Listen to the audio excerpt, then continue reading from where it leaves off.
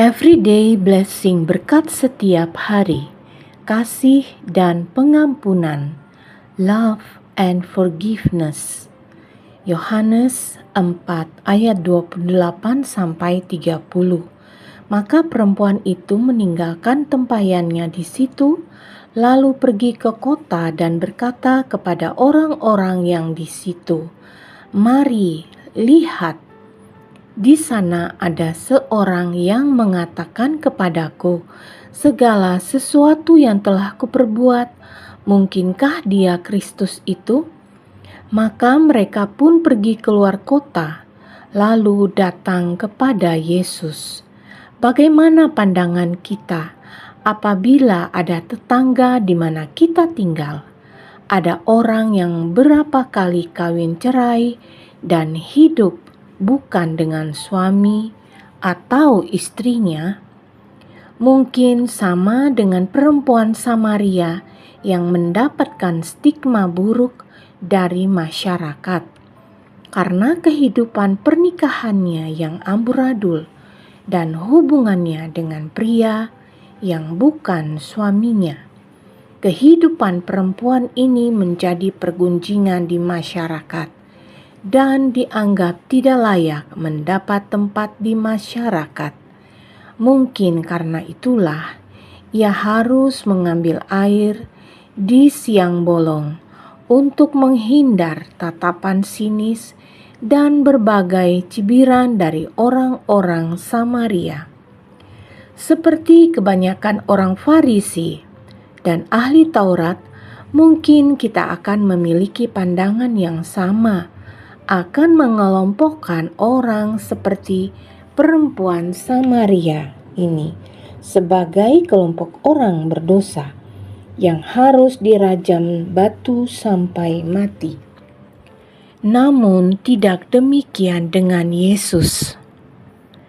Berbeda dari kebanyakan orang Yahudi yang biasanya menghindari kota Samaria, Yohanes mencatat bahwa ia harus melintasi daerah Samaria. Dia sepertinya sengaja melewati Samaria dan tiba sekitar tengah hari saat hari cukup panas. Bahkan ia sengaja istirahat dan duduk di dekat sebuah sumur yang biasanya orang datang di pagi atau sore hari untuk mengambil air. Yesus kemudian bertemu dan bercakap-cakap dengan seorang perempuan Samaria, orang yang menjadi pergunjingan dan dicap sebagai perempuan dengan moral yang tidak baik. Yesus hadir bukan menghakimi, melainkan ingin menyatakan kebenaran dan menawarkan kasih karunia. Dan ketika kebenaran dinyatakan, tidak ada yang tersembunyi di hadapannya.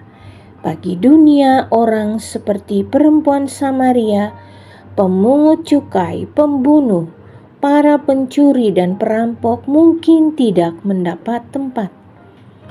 Akan tetapi di hati Yesus dan di dalam kasih-Nya yang agung, mereka diterima dan layak mendapat pengampunan. Karena untuk itulah ia hadir. Seperti ditegaskan dalam Injil Lukas bahwa aku datang bukan untuk memanggil orang benar, melainkan orang berdosa supaya mereka bertobat. Lukas 5 ayat 32. Ingat, kita diterima dan diampuni bukan karena kita lebih baik dari perempuan Samaria, melainkan hanya karena kasih-Nya yang agung.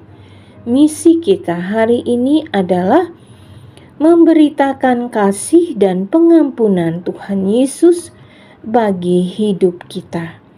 Mari kita berdoa. Ya Bapa, kami bersyukur Tuhan untuk kasih dan pengampunan-Mu dalam hidup kami. Kami mau memberitakan kasih dan pengampunan-Mu dalam hidup kami. Demi Kristus kami berdoa. Amin.